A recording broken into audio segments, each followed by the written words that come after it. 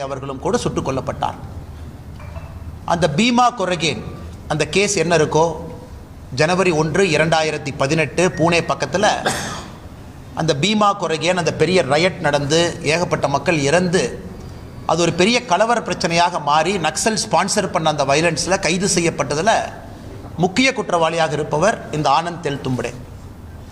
NIA வழக்கு பதிவு செய்து அது கீழே இருக்கக்கூடிய கோர்ட்டில் பெயில் கிடைக்காம கடைசியில் சுப்ரீம் கோர்ட்டில் பெயில் கிடைத்து அவருடைய தம்பி மிலிந்த் தெல்தும்படே அந்த கன்ஃபெஷன் ஸ்டேட்மெண்ட்லாம் பார்த்தீங்கன்னா தெரியும், என்னுடைய அண்ணனை பார்த்து இன்ஸ்பயர் ஆகி தான் நான் நக்சல் ஐடியாலஜிக்கு போனேன் அப்படின்னு. குறிப்பாக ஆனந்த் தெல்தும்படேவனுடைய தம்பி Milind Teltumbde communist party of India Maoist CPIM அந்த இயக்கத்தினுடைய சென்ட்ரல் கமிட்டி மெம்பர். இவர்களுக்கு விகடன் ஒரு மேடை கொடுத்து பேச வேண்டும் என்று தமிழகத்தை அழைச்சிருக்கு. ஏன்னா தமிழகத்தின் நக்சல்லாம் கொண்டு வந்துடலான்னு ஐடியா பண்ணுறாங்களான்னு தெரியல. அடுத்தது ஒரு பெரிய லாட்ரி அதிபர், இந்தியாவில் ஒரு மிகப்பெரிய நபர், அவருடைய மருமகன். இத்தனை காலமாக திமுகவில் சபரீஷன் அவர்களுக்கு நெருக்கம். 2019 2024 வரை அந்த நிகழ்ச்சியை நடத்தின வாய்ஸ் ஆஃப் காமன்ஸ் அமைப்பினுடைய தலைவராக இருக்கக்கூடியவர் இன்றைக்கி VCK கட்சியினுடைய துணை பொதுச் செயலாளர். 509 கோடி ரூபாய் அவருடைய மாமனாருடைய பணம் எலக்ட்ரோல் பாண்ட் மூலமாக DMK கொடுத்தவர். பாருங்கள், எல்லாம் கொடுமையை பாருங்கள். ஆனால் இவங்க லெக்சர்லாம் மக்கள் கேட்க வேண்டியதாக இருக்குது, டிவியில் பார்க்க வேண்டியதாக இருக்குது. அவருடைய மாமனார் லாட்ரி நடத்தக்கூடியவருடைய பணம் 509 கோடி ரூபாய் திமுகவுக்கு போச்சு. அந்த நேரத்தில் சபரீஷனோடு இருக்கிறாங்க. 2021 எலெக்ஷனை நடத்துகிறாங்க. அதன் பிறகு இன்றைக்கி VCK கட்சியினுடைய மெயின் ஃபண்டர் அவங்க புத்தகத்தை வெளியிடுறாங்க. அவர்களுக்கும் விகடன் ஒரு மேடை கொடுக்குறாங்க. அந்த வெளியிட்டது மட்டும் இல்லை, அதில் அரசியல் கருத்துக்களை பேசுகிறாங்க. பாரதிய ஜனதா கட்சியும் தாக்கி பேசுகிறாங்க. இது இரண்டாவது. நீதியரசர் சந்துரு அவங்களை பற்றி நான் பேச விரும்பலை. அண்ணன் விஜய் அவர்கள் பேசியிருக்கிறாங்க, அந்த கருத்துக்கு நான் பதில் சொல்கிறேன். ஸோ அம்பேத்கர் ஐயாவுடைய புத்தகத்தை வெளியிடுறதுக்கு இந்தியாவில் உங்களுக்கு ஆளே கிடைக்கலையா? அந்த புத்தகத்தை தொகுக்கிறதுக்கு ஆளே கிடைக்கலையா? விஜய் அண்ணா அவர்கள் வாங்கட்டும், பேசட்டும், அவருடைய கருத்தெல்லாம் சொல்லட்டும். அரசியலுக்கு புதுசாக வந்திருக்கிறாங்க, அவருடைய கருத்தை தெரிந்துக்க வேண்டியது நம்முடைய கடமை. மக்கள் எல்லாம் எதிர்பார்ப்பாங்க, சரி என்ன பேசுகிறீங்க, அம்பேத்கர் ஐயாவை பற்றி உங்கள் பார்வை என்ன? விஜய் அவர்கள் பேசுவதற்கு முழு தகுதி உரிமை இருக்கிற கட்சி ஆரம்பிச்சிருக்காங்க, பேசுகிறேன். எனக்கு இது போன்ற ஒரு முக்கியமான மேடையில் யார் வேண்டுமானாலும் பணம் இருந்தால் நானும் ஒரு புத்தகத்தை தொகுக்கலாம். என்னுடைய மாமனார் லாட்ரி அதிபராக இருந்தால் நானும் ஒரு 10 பேர்த்து கூப்பிட்டு 100 எஸ்ஸே எழுத சொல்லி ஒரு புத்தகத்தை பிரிண்ட் அடித்து நானும் மேடைக்கு போகலாம், நாம் ரிலீஸ் பண்ணோம். அதனால் தமிழகத்தினுடைய அரசியல் போக்கு எந்த அளவுக்கு போகுது அப்படிங்கிறது தான் கேள்விக்குறி.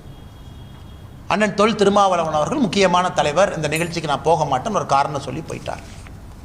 ஆனால் அவருடைய துணை பொதுச் செயலர் போயிருக்காருன்னா கட்சி அண்ணன் திருமாவளவன் ஒரு கையில் இருக்கா, இல்லை துணை பொதுச் செயலர் ஒரு கையில் இருக்கா? இந்த கட்சிக்கு விடுதலை சிறுத்தைகள் கட்சிக்கு ஒரு தலைவரா, 2 தலைவரா? மேடையிலே கூட்டணியில் இருக்கக்கூடிய கட்சியை பற்றி பேசிய பிறகு கூட ஒரே கட்சியில் துணை பொதுச் செயலாளரும் தலைவர் அண்ணன் தொல் திருமாவளவன் இருக்கிறாங்கன்னா என்னை பொறுத்தவரை இந்த கட்சி அண்ணன் தொல் திருமாவளவன் அவர்கள் கட்டுப்பாட்டில் இல்லை. இந்த கட்சி அந்த லாட்ரி விற்பனை செய்யக்கூடியவருடைய மருமகனுடைய கையில் தான் அந்த கட்சி இருக்குது. தெளிவு அரசியல் தெரியக்கூடிய எல்லோருக்கும் தெரியும். உங்கள் கூட்டணியில் இருக்கக்கூடிய ஒரு கட்சியை, ஆளும் கட்சியை, உங்கள் கட்சியை சார்ந்த ஒரு முக்கியமான நபர் மேடையின் மீது விமர்சனம் செய்கிறாரு, அவர் மீது உங்களால் நடவடிக்கை எடுக்க முடியவில்லை என்றால் அந்த கட்சியினுடைய மெயின் ஃபண்டரை கை வைக்க திருமாவளவன் தயாராக இல்லை. இது தமிழகத்தில் குறிப்பாக திமுக தலைமையில் இருக்க கூட்டணி எப்படி இருக்குது அப்படின்னு காட்டுது. திமுக கூட்டணி எப்படி இருக்குது? எல்லாரும் பவரில் இருக்கிறனால ஒட்டி இருக்கிறாங்க, பணங்காசுக்காக ஒட்டி இருக்கிறாங்களா அப்படிங்கிற கேள்வியை இது எழுப்புகிறது. எதையும் தமிழகத்தினுடைய அரசியலை கவனிக்கக்கூடியவர்கள், தமிழகத்தினுடைய மக்கள் ரொம்ப உன்னிப்பாக கவனிக்கணும். அம்பேத்கர் ஐயாவுடைய புத்தகத்தை தொகுக்கிறதுக்கு ஆள் இல்லையா? அந்த புத்தகத்துக்கு ஆனந்த் தெலும்படே அவர் தான் கிடைச்சாரா? அவர் பேசியிருக்கக்கூடிய வார்த்தைகள், பேச்சுக்கள், பீமே கொரகானில் அவருடைய ஸ்பீச்சு டிசம்பர் 31, 2017 பேசின ஸ்பீச்சுக்கு அடுத்த நாள் கலவரம், ஜனவரி 1, 2018.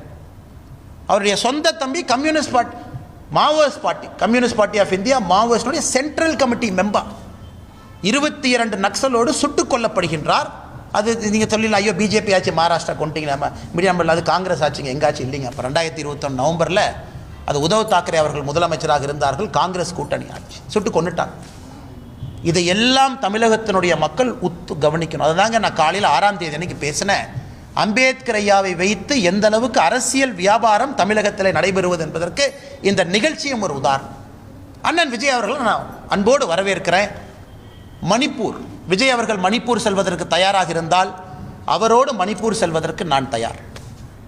மணிப்பூர் ஃபுல்லாக சுற்றி காட்டுவதற்கு நான் தயார்.